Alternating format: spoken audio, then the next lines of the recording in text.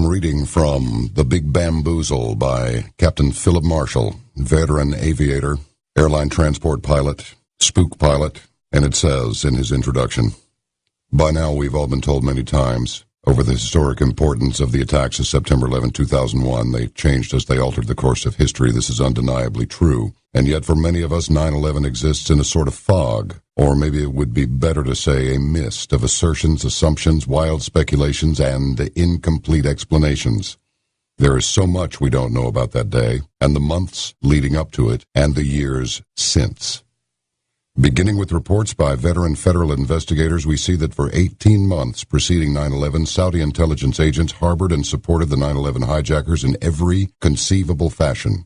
We will learn how the operation was funded, how their handlers led the hijackers to flight training on Boeing airliners in the Arizona desert, and how they devised an air attack that defeated the world's most sophisticated defense system. Suspiciously enough, the vice president's former corporation was well positioned to provide massive logistical services to 100,000 U.S. troops for a relatively quick deployment.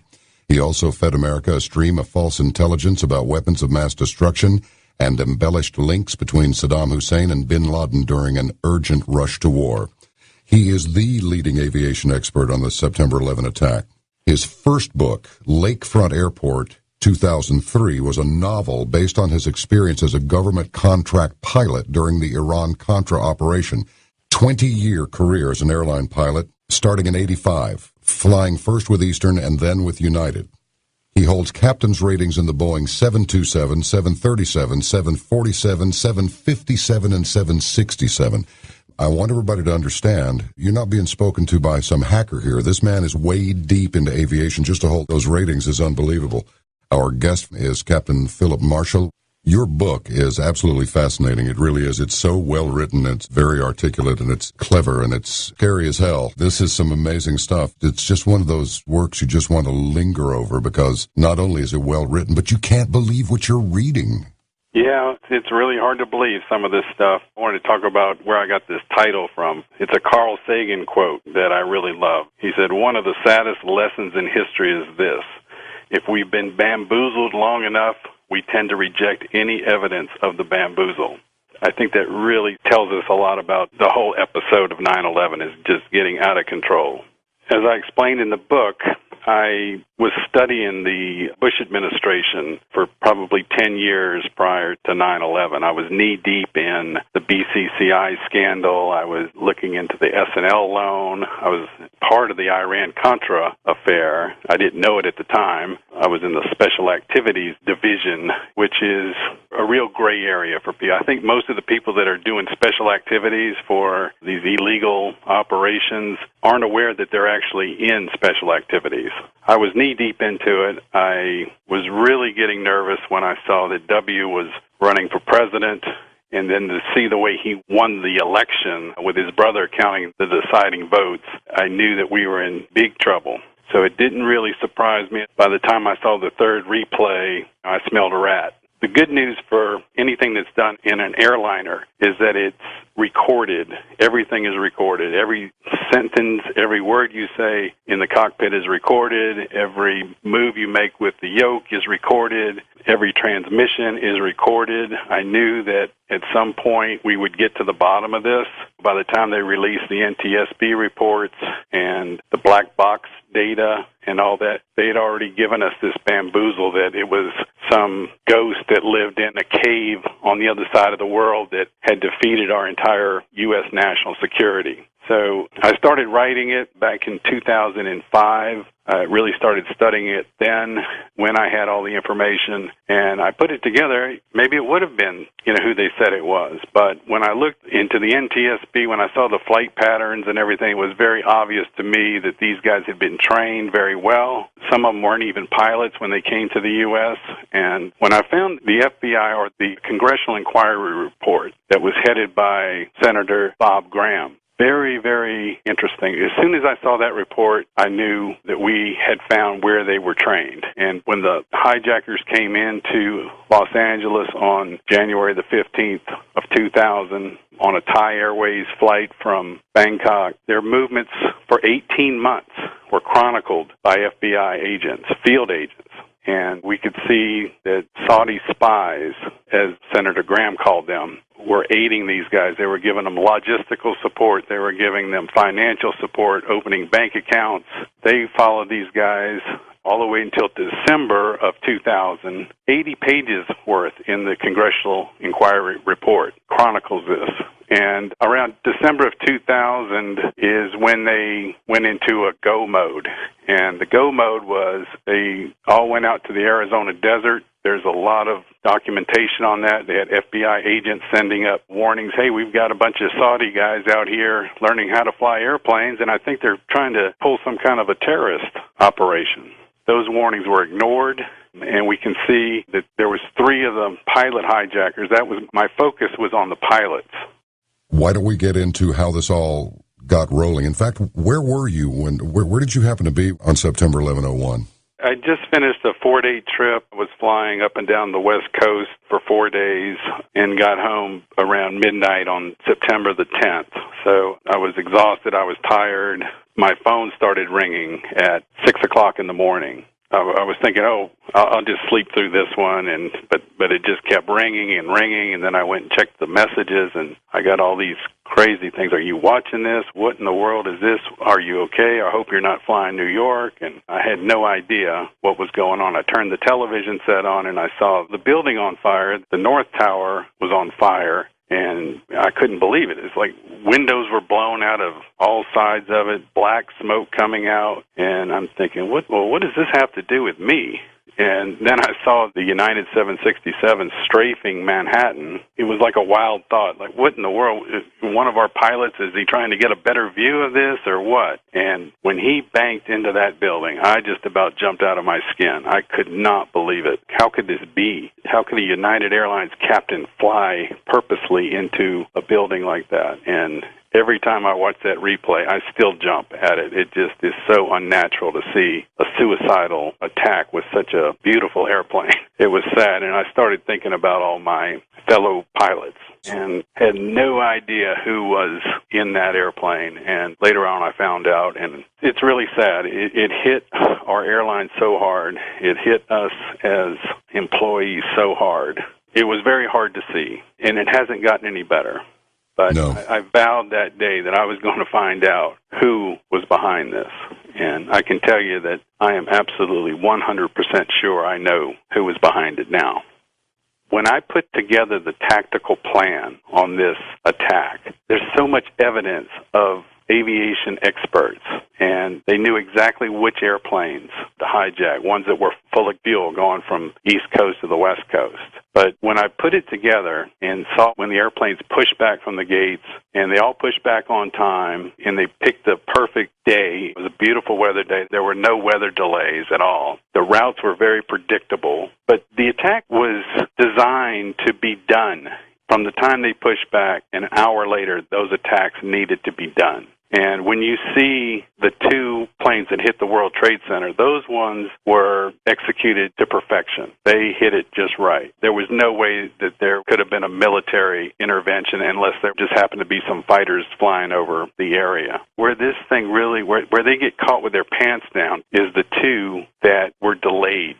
Like United 93 encountered some delays on the ground at Newark before it took off. They were 112 miles to the north of Washington at the perfect time, and for some reason, they continued on. Whether there was confusion with the hijackers or some sort of a malfunction, I don't know why they didn't take the airplane from that point and just drive it right to D.C., because when we look at the black box recordings, when we see the navigational frequencies that were set in, they were set into Washington National Airport. So that tells us that that's where that airplane was intending to go. By the time they took over the airplane, they were 300 miles to the west. And that created a delay, and it seemed that everything was set up for it to be done around 9:10 at the latest. And that airplane didn't hit until 9:40. So there was 30 minutes is an eternity in aviation when you're moving at 500 miles an hour. I think that's where they really got caught. I think they were busted, basically, but no one read it. No one analyzed it. But if they would have turned in right then, and American 11 that came out of Dulles, he too went 300 miles to the west. And when the cockpit was being taken over, that was about the same time that United 175 hit the South Tower. So there was plenty of time for scrambles out of Andrews and out of Langley that should have intercepted those airplanes.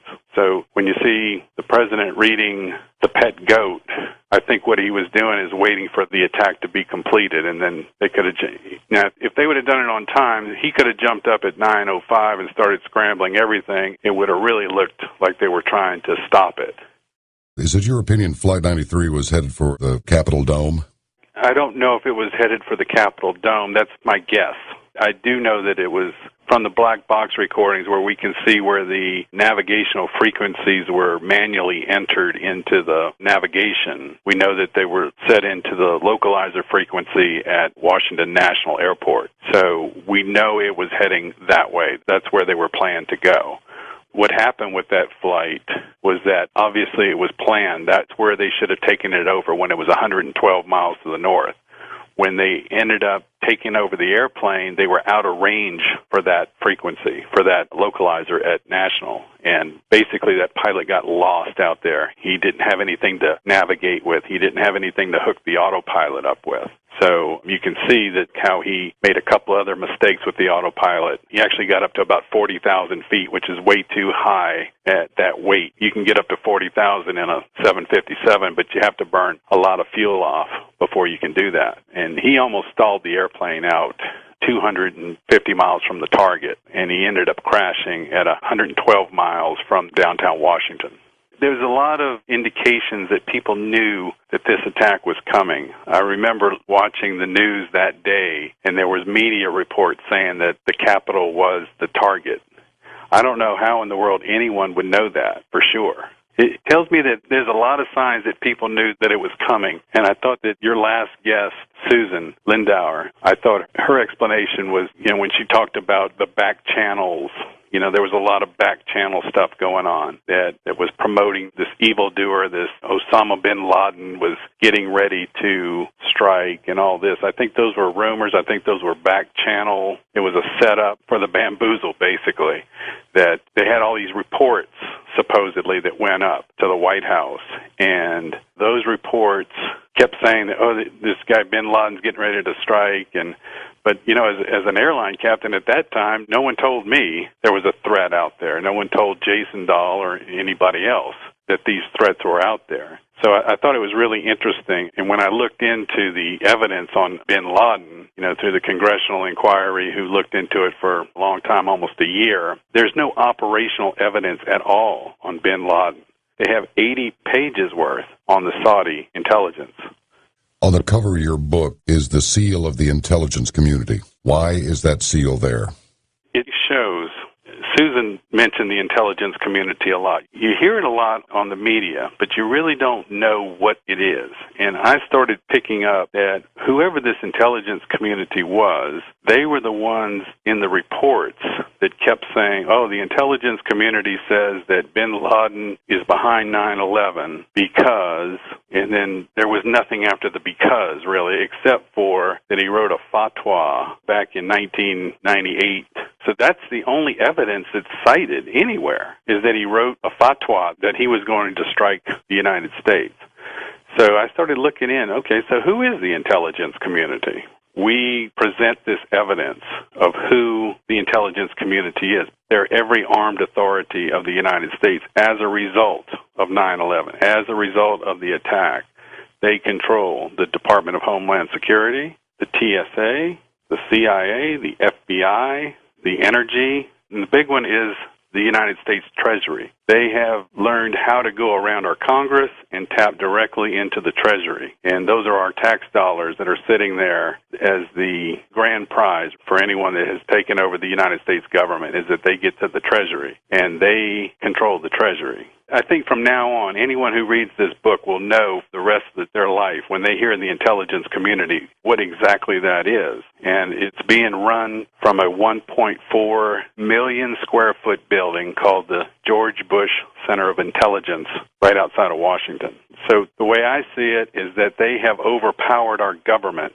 They have overpowered the three branches of equal power with scare tactics. We got to throw all of our money at terrorism. So $15 trillion has disappeared since the time that George W. Bush took over. They spent every penny that we've sent them in our taxes and then $15 trillion on top of that. So I'm wondering, where did all that money go and who's controlling that money? It's a pattern that I was studying before that. The BCCI scandal was very fishy type. They got into the Treasury, and billions of dollars disappear almost on a daily basis for the last 10 years. So, the attack was planned. Someone is going to launch this attack. One way or another, this attack is going to happen. How were these novice pilots able to fly as competently as they did? Because I couldn't jump into the left seat of any of these aircraft, take a look at the POH and do my thing. So how did these guys do this, and where did they receive their training, and who arranged that? That was the first thing that really raised the red flag for me, was when I got the NTSB reports and saw the flight patterns, and the black box recordings and all that are very, very accurate, and they all lined up to the half second with everything. So I put that together. I've got all the black box recordings so people can see. They can go in there and look at it, especially when airline pilots look at this thing, they go, holy smoke, how in the world did they know how to do that? So it's very obvious to me that they had a Boeing instructor and Boeing airplane. There was no doubt about that. For instance, I tried to fly the pattern of American 77, the one that hit the Pentagon, and I flew it 300 miles to the west is where this Hani Hanjour, who was the pilot, he was a Saudi guy from the same hometown as the Prince Bandar, who was documented as funding this operation through the Riggs Bank. He took the airplane from 300 miles west, made the perfect turnaround. Of course, that was a pretty easy one there because he was going west, so all he had to do was reverse course for his navigation. So then he came back into Washington. He came over Dulles Airport around 9,000 feet. He clicked the autopilot off at 7,000 feet, and you can see he kind of waved it a little bit. But that's to be, I mean, I can't imagine flying that airplane single pilot. You know, I rely on my co-pilot. You know, you're basically a two-headed, four-armed monster in the cockpit of one of those airliners, and you're checking and cross-checking, and we have all types of procedures that we're watching each other. You can't, almost doesn't cut it in the airline business. You know, I almost got to 7,000 feet. I leveled off at 6,000. Yeah, well, that's great, but you just killed 500 people. It doesn't cut it. But at any rate, he clicked off the autopilot at 7,000 feet. He's coming right at the Pentagon. He, too, had National Airport locked in on his navigation. So on a beautiful day like that, he could pick up the target visually. And when he did that, he came over the Pentagon. He was way high. He was at 7,000 feet. And the Pentagon's not that easy to spot, really, from the air. It's kind of spread out building, and there's a lot of other buildings in the area. You really have to know what you're looking for. Now, he came down 7,000 feet, and he did a steep descending turn and rolled out at 2,500 feet with the Pentagon in the windshield in front of him. Now, think about what was going on at that time. They just killed two pilots. It was a murder scene. It was chaos. I can't even imagine trying to stay focused in a situation like that. But this guy had the situational awareness to roll out at 2,500 feet and started diving towards the Pentagon. And then he pushed the throttles up to the firewall. Now, when I tried that in the simulator, you know, I'm a pretty big guy. I'm 220 pounds, 6'3", 220, something like that. I could not hold the yoke down because those engines produce something like 60,000 pounds of thrust each. So that thing's climbing like a bat out of hell. So the only way, I actually missed it on the first, I was 1,000 feet and climbing when I went over it the first time in the sim. It took me 4 tries to hit the building, and the only way I could do that was to start trimming the nose down before I pushed the throttles up. So according to the official intelligence community, this was this guy's first time in the cockpit of a 757. Yeah, sure. I don't think so. So that leads me to believe that, hey, somebody trained them. Can I find any evidence that someone trained them? Well, when I found the Congressional Joint Inquiry Report and learned that as soon as these guys hit the ground in Los Angeles on January 15th, they were met by employees of the Saudi Aviation Authority. And they were connected to a company called Dala Avco, which is a Saudi operator, kind of a contractor for the Saudi government that operates Boeing airplanes. So that tells me right there, it's like, oh, there it is. I found where they got instructors from, and I found out where they got the manuals from and the expertise that was needed to fly this particular mission. My next step was, okay, now I need to find an airport, and I need to find airplanes. And all the reports, the FBI guys were following these guys out into this triangle out in Arizona. And I started looking around out there they have these storage airports. The banks own most of the airplanes that are leased by the airlines. And sometimes in between these leases, they're parked at these storage airports. And one airport really started to stick out. It had 757s and 767s parked on the field in the summer of 2001. And it was a CIA airport from back in the Air America days. So that started to raise some red flags. And then on top of that, there was number 3 guy at the CIA who was appointed by W in June of 2001. His firm was the one that was placing all these trades on the airlines that went down. He had put options on 2 airlines, or he didn't, but his firm did. So there was a connection there. Jeremy Scahill is a investigative author that wrote extensively about Pinal Air Base out there. And that's where these guys disappeared to. That's where they were. That's where the FBI reported seeing them out in the Arizona desert. And at the same time, the head of the Saudi intelligence, the longtime guy, Prince Turki Al-Fawzl, was in the area. He was up in Las Vegas. He was in the same desert. About 100 guys that disappeared, or they flew out about a week after the attack. Maybe you would like to elaborate a little bit on how you knew that was a spook airport. Quoting from the Big Bamboozle, a silent, confounding shift went unnoticed by most American voters, while Ronald Reagan gave great speeches with positive messages accented with humor and perhaps the best timing of any politician in U.S. history. Bush and Baker slipped into the White House basement to build a covert government with CIA, DEA, and Black Ops assets. Today, this operation is called the intelligence community. And I still want to know how Captain Philip Marshall knew that was a spook airport, and he's going to tell us about it. Tell us just briefly your background and why you would recognize a spook airport when you saw one. I have some connections that remain in the spook world. There's a lot of contractors out there. Blackwater is one of them. There's quite a few other operations so I was getting information from, it's a pretty tight circle. Aviation's a pretty tight circle in itself, but this particular strain of pilot, we keep in touch, let's just put it that way. And I started getting hints of this Pinal Air Base from about 3 guys that work in that field. I have to be very careful about that because they still provide information to me. When I started hearing about what was going on, I actually took a little trip out there it's just north of Tucson in a little town called Marana, Arizona. You can see it on Google Earth. You can spot it. Even then, it's very, very hard to spot. But there's this airport out in the middle of nowhere. It's a triangular airport that has 3 runways on it, and there's about 100 airliners there in storage right now. They're cannibalized if they're there for a while in the lucrative parts market, but they're still airworthy airplanes that are ready to go. They're just in between leases.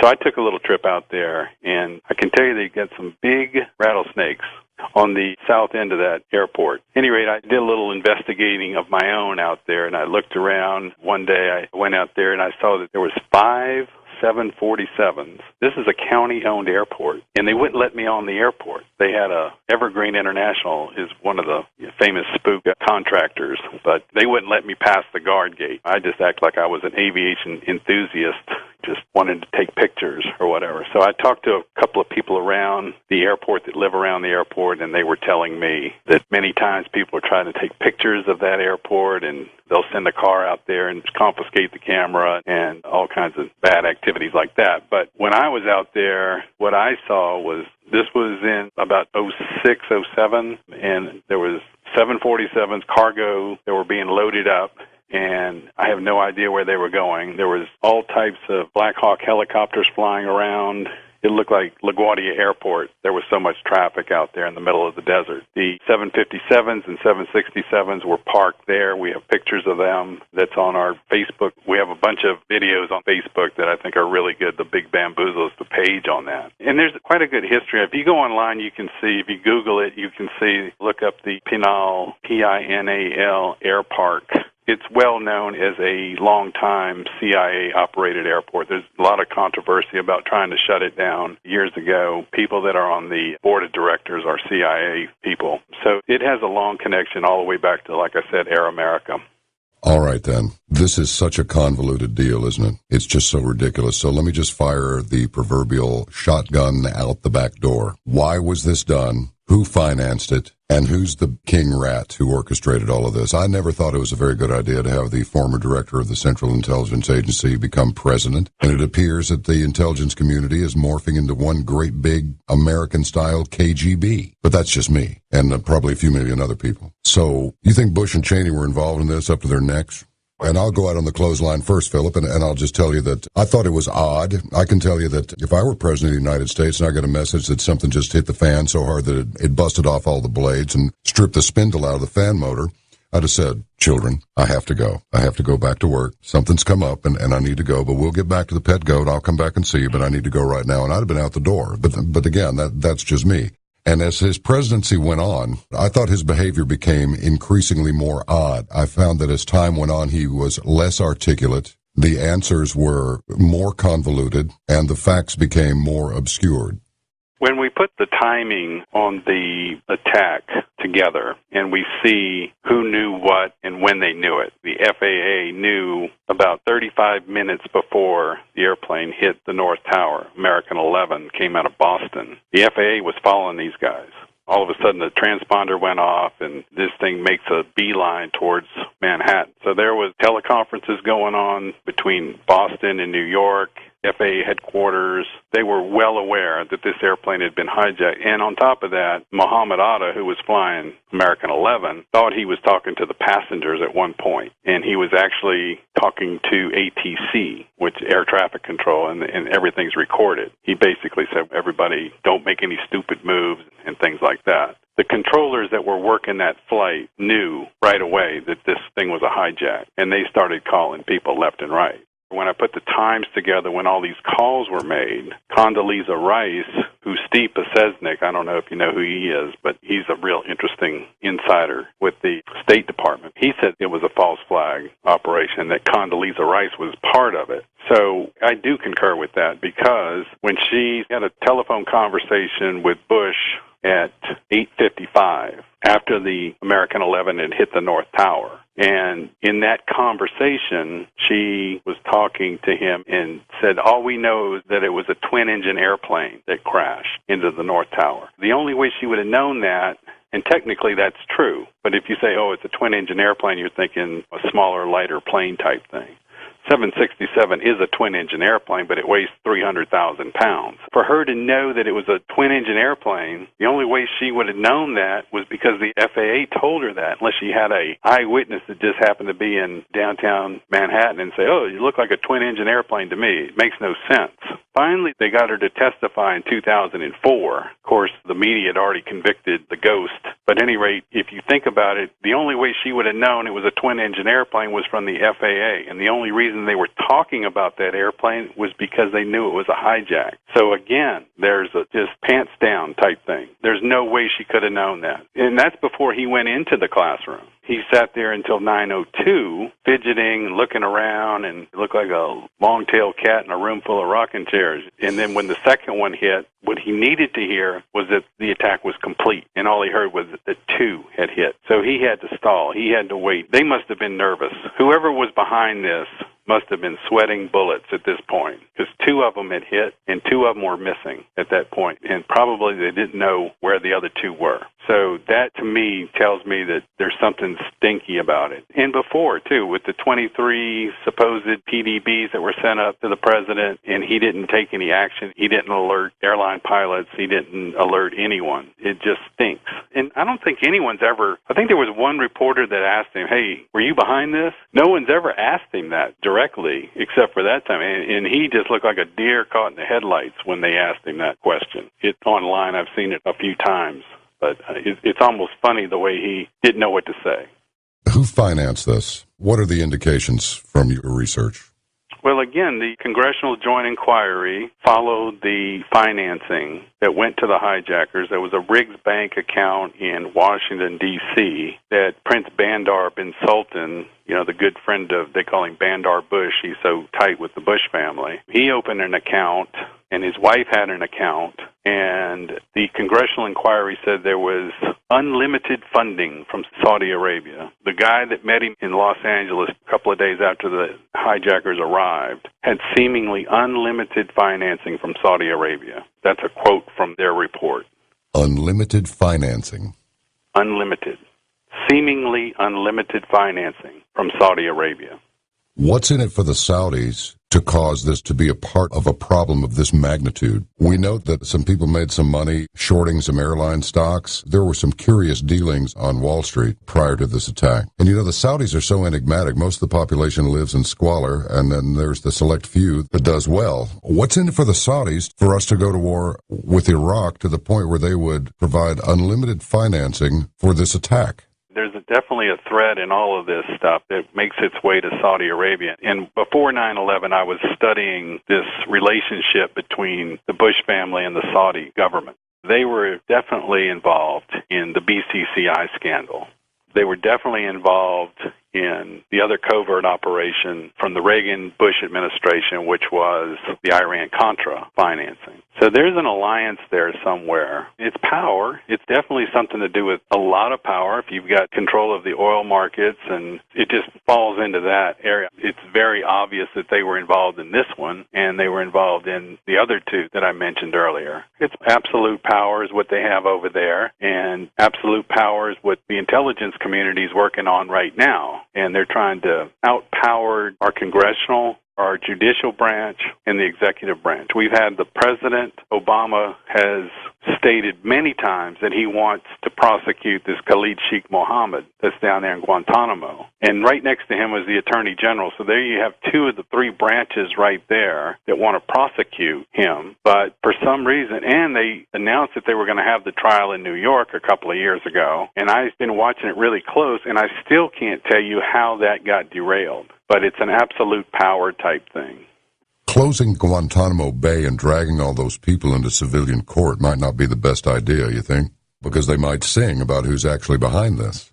Absolutely. You're a pilot. You understand situational awareness. You have to realize how you got into a situation to figure your way out of it. Yes. If we use the judicial system like Obama promised in his campaign in 2008, because I realized in 2005 that Khalid Sheikh Mohammed had nothing. He has no aviation expertise. You're trying to tell us that this guy is the one that found holes in the U.S. military air defenses? That would really be embarrassing to some of these Air Force generals that have gone to military school all these years, that this guy figured out, this is how we can penetrate the U.S. air defenses. It's impossible. It's a big bamboozle. So if this guy came to trial, the lid would be blown off of this thing, and it would change Washington. And I think that if you brought this guy, you would see a lot of corporate jets flying nonstop to Argentina. How were these pilots able to have so much time without running into some fighters? What was up with that? If the attack would have been executed the way I believe it was drawn up, where these guys would take off in the first 15 minutes, got to altitude, and then just shot right to their targets. It was a good tactical plan. Two of them hit on plan. The other two delayed for almost another hour. It's very interesting that there was a competent response from the military at first. They launched two F-15s out of Otis Air Force Base out in Cape Cod, but they wouldn't have made it there. They didn't make it in time. So I think it's really suspicious that when the attack started to encounter delays, that all of a sudden there was seemed like a military stand down until it got completed. And when we go back and look at what Dick Cheney was running the response from the White House, it becomes very apparent that what he told the country there was a Meet the Press on that next Sunday, and he said that they launched more fighters and that they ordered a shoot down. But when we checked that, and more specifically when Jeremy Scahill checked that, and Philip Sheenan, who wrote the commission, there were 7 logs that's taken on those conversations between Cheney and Bush, and none of them mentioned a shoot-down order or even a scramble. So I thought this guy, Steve Sednick, that came out after the Bin Laden, that crazy raid that they supposedly killed him, he came out and said that he used to teach that at military school, that stand down. So it seems to me there was a very obvious stand down. And then as soon as they got the word that United 93 crashed, and that was the 4th one, then they launched some fighters. But when they got over there, only smoke was in the sky at that point. Everything else was done. So it's a really very suspicious that for that hour, we couldn't get one fighter airborne. I got another question that's been dogging me for a long time, and that's the absence of debris at the Pentagon. I'm sure you've heard all these theories on it actually having been hit by a missile rather than an aircraft. Do you subscribe to any of these theories, or are you convinced it was an aircraft? And if so, how come so little debris? When you look at the pictures, there's a fairing, there's some pieces out in front of the Pentagon right after the crash. There's a wing fairing that's out there laying in front. But this thing hit at 482 knots indicated, which is about 530 miles per hour. And I've heard people say, well, the hole's not big enough. Well, you had a fortified west wing of the Pentagon, and the wings are pretty light. You're talking about aluminum wings, so they didn't withstand a hit on the west wall. I've talked to controllers at Washington National. They saw the airplane. They got a visual on it.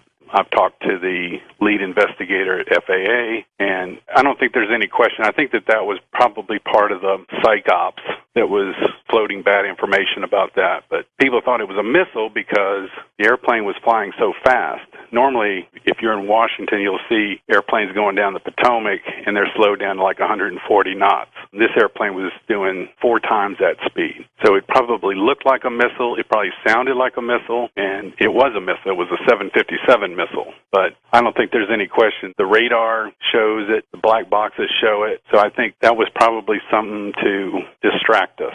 I think it was propaganda.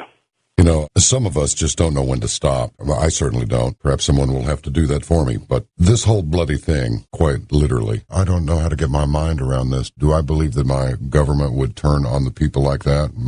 I don't want to think so. But do I think that 3,000 people in the World Trade Center buildings could be sacrificed toward the further goal of locking the whole thing down under some sort of an ever-encroaching police state? Yes, I do. Soldiers and civilians have been sacrificed before. As a matter of fact, when the Allies captured the Enigma decoding machine back in World War II, they had to, I think it was it Coventry that got hit so badly? It was terrible. Thousands of people were lost. But if we had done anything to thwart that attack, it would have tipped off the Germans that we had their machine. So we just let it go. Do you sense that there is an encroaching police state and that this is just one in a series of false flag attacks that are designed to bring about a totalitarian regime, at least in contrast to what we've grown up with or what we thought we had?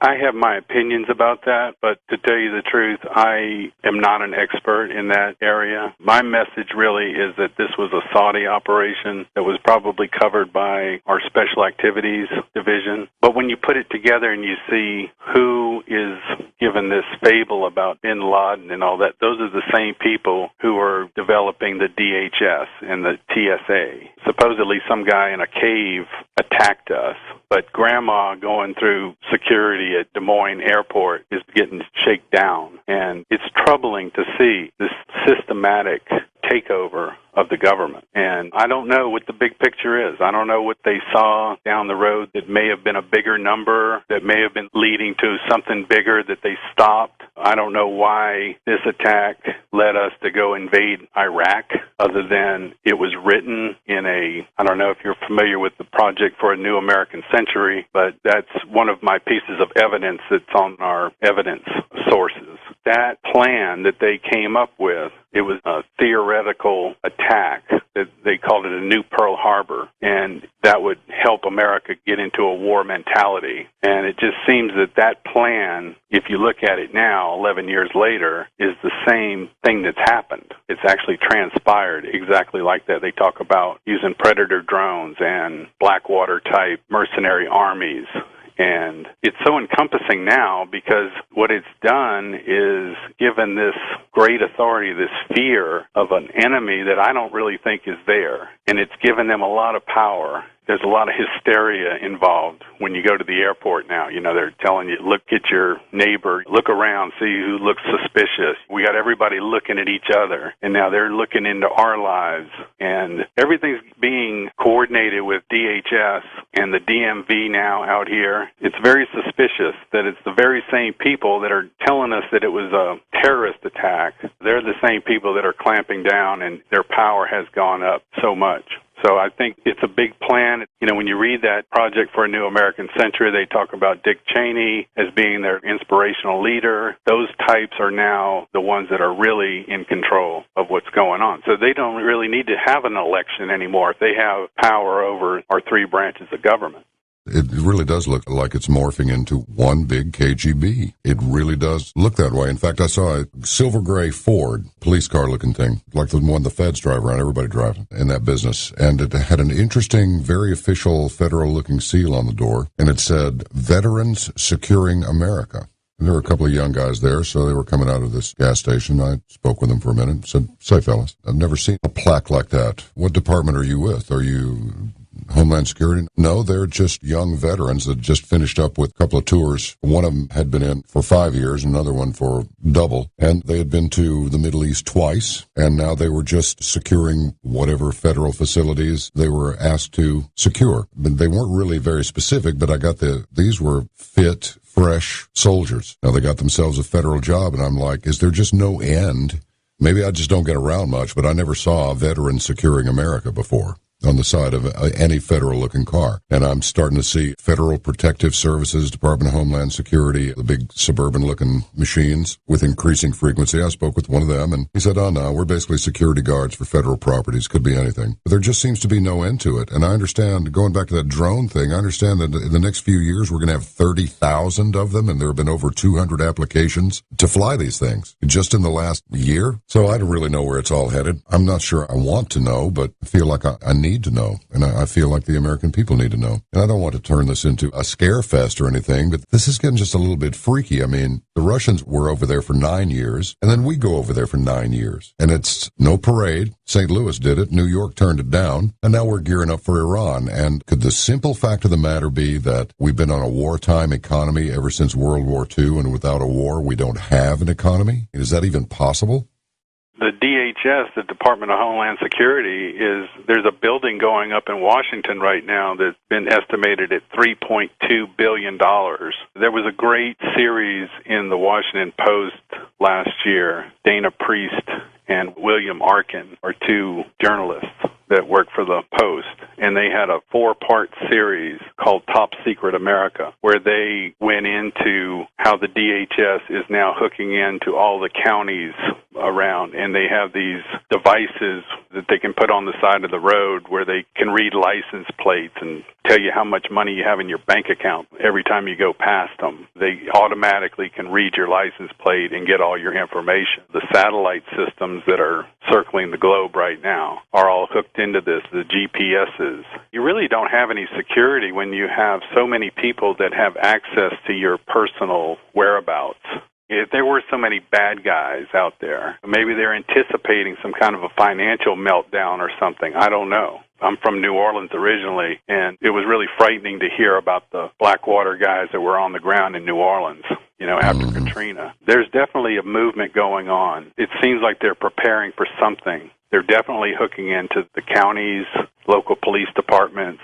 It's going to be one big federal eye watching us when we should be watching them. Do you get the sense that it's too big, too screwed up, and too far down the road to stop it? or do you believe that it can be stopped? More to the point, this is just beyond anything that I thought was even possible, but if we just drunk so much fluoride and chlorine and just watch so much stuff we shouldn't be watching on the internet and so forth, that we've just been asleep at the switch the whole time, and now we finally come out of the fog and it's like, oh wow, who are you guys? Gee, they're all wearing the same uniforms. What happened? Is there any way to correct this, or are we just going to have to ride it out all the way to the bottom?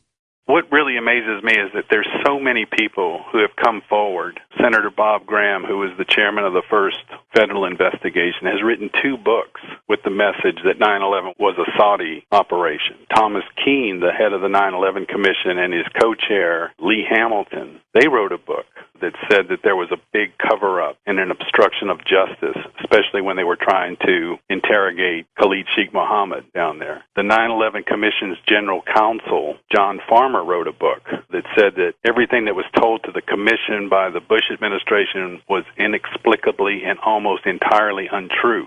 Steve Pasesnik, the guy that worked in the State Department, real insider there. Let's talk about the man who I personally feel, Susan Lindauer earlier felt like bin Laden was killed in Tora Bora, and there was no mention of a dialysis machine sitting around on the SEAL raid that took him out. I just wonder if, we know he was the leader of the Mujahideen when the Afghanis were fighting the Russians. So I'm just wondering if he got a nice check, dyed his hair blonde, got a trim, a nice suit, and is now retired. So who conducted the raid that supposedly captured Osama bin Laden? And why didn't the American media raise more questions about that raid if he's supposed to be the great perpetrator? Seems like he would have had a lot to say about the whole apparatus. But then again, some people have come to the conclusion that there is no Al-Qaeda. That's the boogeyman. It doesn't really exist. Do you have some thoughts on this? That raid was very questionable on a lot of levels. First of all, I don't think that any American soldier would take an order to shoot an unarmed man in front of his family or whatever. I thought that would be a great opportunity for us to demonstrate to the world our justice system. All of these videotapes that have come up over the years, they don't add up. His appearance changed. There's one in particular that we have posted where he's walking with a supposedly militiaman. It's a BBC piece that we repeated on the Facebook page, and it's very interesting. He's supposed to be 6'7", real tall guy. But in this picture, it's the same guy that was doing the videos. And unless everyone in that militia group is 6'7", this guy, it doesn't add up. It just doesn't add up. And no one has seen him. The president of Pakistan said many years ago that he was dead. His obituary was published in Egyptian papers and Pakistani papers back in 2001. So it looked like he died, and according to Steve Pasesnik, said that he had Marfan syndrome, which is fatal. You don't live through that one. Way back in 2000 when he saw him in a hospital in Dubai. If you're on a dialysis machine, like he was reported back in 2000, you need sterile water, you need electricity. It's just, no one saw the guy. No one saw him really for 10 years. And even after these videos came out, when you listen to Bush administration officials, they say, well, we haven't heard from this guy in quite some time. Well, supposedly he just made a video the month before that, and they're saying that. So that doesn't add up. So no one's seen this guy for 10 years. And then all of a sudden we get this announcement, oh, yeah, we went in there, we found him, we killed him, and we threw him in the sea. Believe it. Yeah. You know? And then, well, we can't show you the pictures because it's just too gruesome to show you these pictures. But if you're watching this carefully, like, I've really been paying attention to that raid because in my first book about 9/11, False Flag 9/11, we came to the conclusion that he had died in December of 2001. And a lot of people have echoed that belief. So if you're conducting a reconnaissance on that compound, like they said, for 2 months prior to the supposed raid, where's the reconnaissance photos? We could bear to see that, couldn't we? You know, if you have a picture of him, supposedly there was a lot of propaganda that was sent out that he was called the pacer, that he would go out in the compound and walk and just pace back and forth. Where's the pictures? We could stomach that, couldn't we? You would think so. As far as bin Laden's concerned, the last photograph I saw of him, he looked 90. Yeah. You know what I mean? He looked decrepit. It didn't really even look like him. It looked like somebody who was sort of dressed up like him, almost like an Elvis impersonator.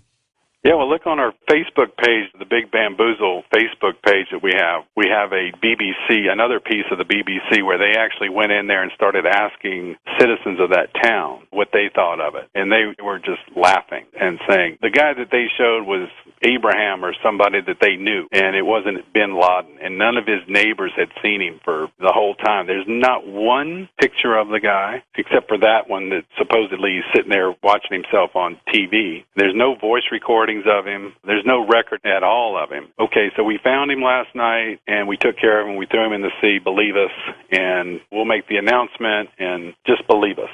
But it's the same group that did this raid, is the same group that captured Khalid Sheikh Mohammed in Pakistan, the same group that brought him to Guantanamo, the same group that through third-hand testimony, he confessed, supposedly. That same thread of this little special activities group, we're supposed to just believe whatever they tell us with no backup. I think the biggest thing would be, where's the reconnaissance photos? If he's out there pacing all these hours in the backyard, where are those pictures? Talk to us about the funny money moves that were made prior to the 9/11 attacks. Let's talk about the money. What do you know about any of the stocks that were shorted, any of the put options, any of the money that went uncollected? I understand there's several $1 million sitting in a bank account that still hadn't been withdrawn. Can you enlighten us on this particular facet? We know, and I cited a lot of experts in the book about how there was alarm bells going off on September 10th, and all these trades that were executed in the week prior to the attack. And then your last guest, Susan Landau, said that through a back channel in the CIA, that there was a rumor that this attack was going down. There's a chapter in the Big Bamboozle that talks about the setup, all these fake reports that said that this guy bin Laden. My favorite title of those was that it's real, that Osama bin Laden is real. There were a lot of people that knew this thing was coming down in a certain circle, and I'm positive that Fox News Corporation, they knew it was coming down. They were ready with all these crazy stories, and to find a rush to judgment happen so fast. Oh, this is the guy because we have all these reports. And those reports started to surface at the same time that the Saudis were getting ready to attack. When their flight training was ending completion, all these reports started coming up. So while they were getting ready on one side, the other side, the psychops, they were preparing this ghost that came out of nowhere and defeated the entire United States military and all of our national security measures. So there were a lot of people that knew this was coming down. And we can talk about this all night. We can talk about it for the next 10 years.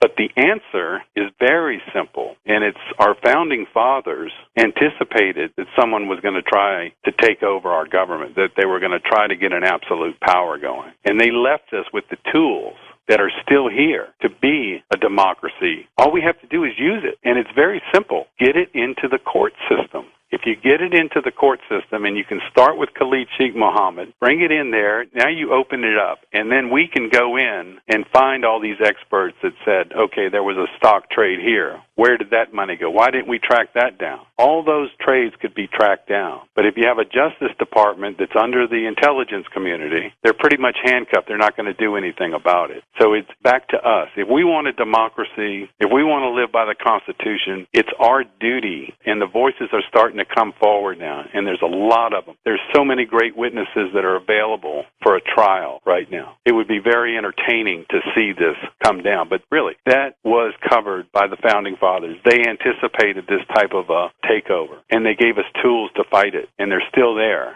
and all we have to do is demand it.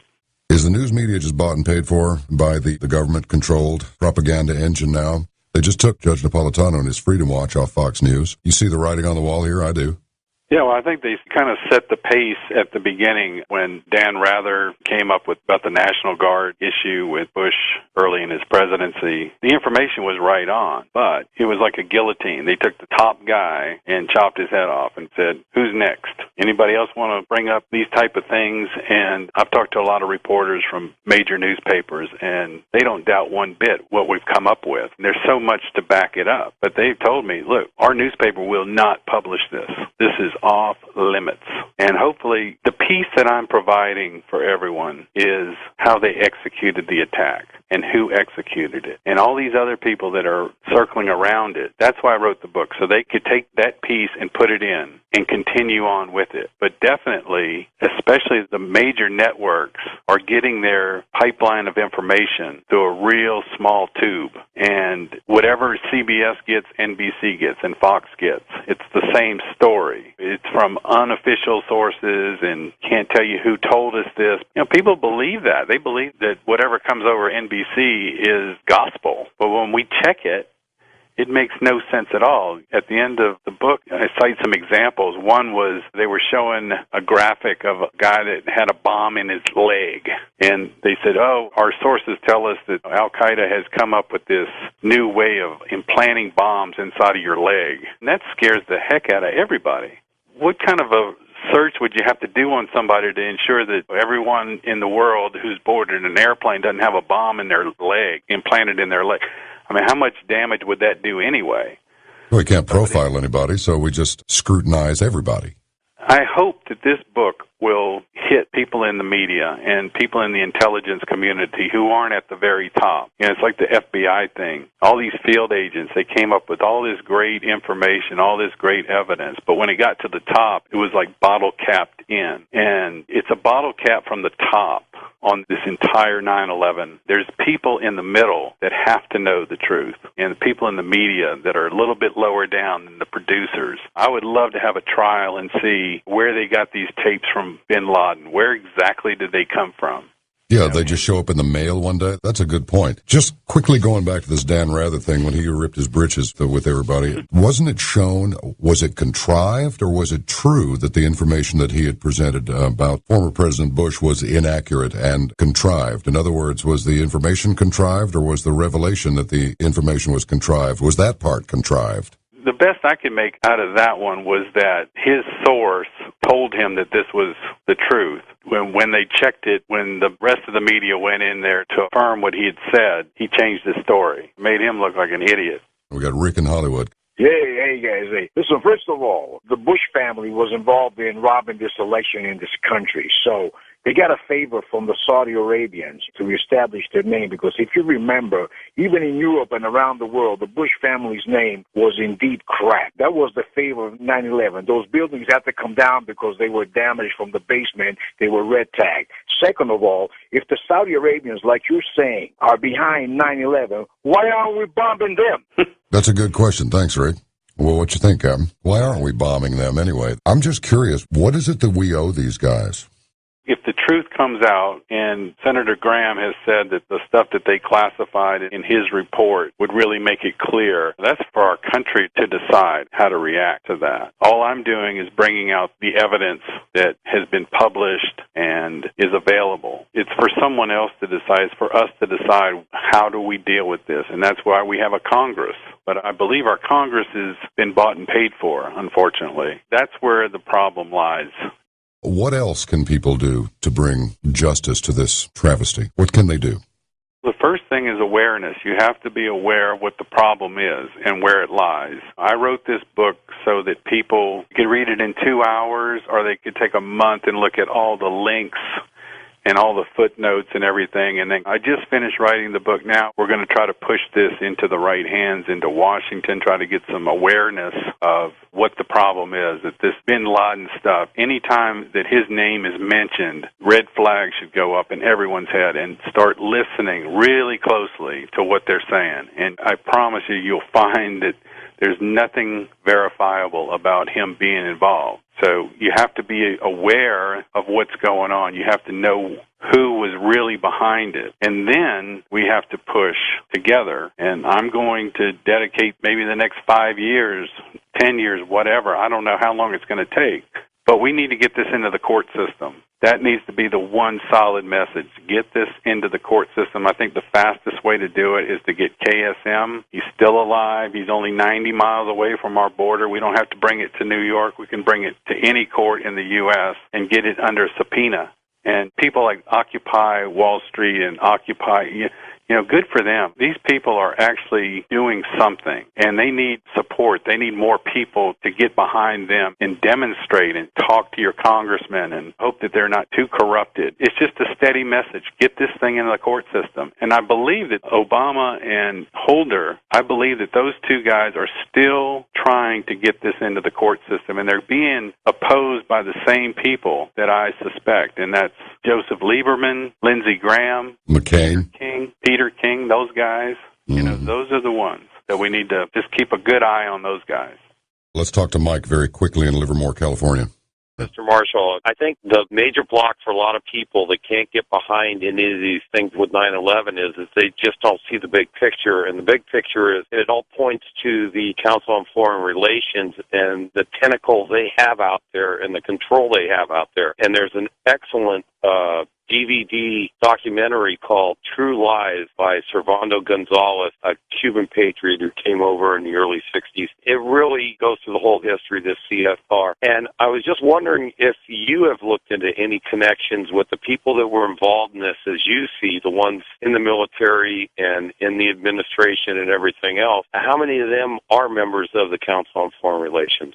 Yeah, definitely. I have read some of their stuff. It's interesting that you bring up the Cuban thing because a lot of this intelligence community, special activities, and all this stuff, it all began around the Cuban crisis, the Cuban Revolution and all that. There's a lot of offspring from that. Steve Pesesnik is one of those guys. The guy that I worked with, Barry Seal, was one of those guys. Lee Harvey Oswald, that whole group, that a lot of shady stuff going on that started in the 60s with the Cubans and with that foreign council. And again, that's another thing that can be brought up in the courts where we can talk about this forever, but until you get it in court and you get people that can testify under oath, that's where we're going to get the answers, and that's how we're going to get to the end of this thing. Ben Franklin was asked, "What have you given us?" His response was, "A republic, if you can keep it. Be well."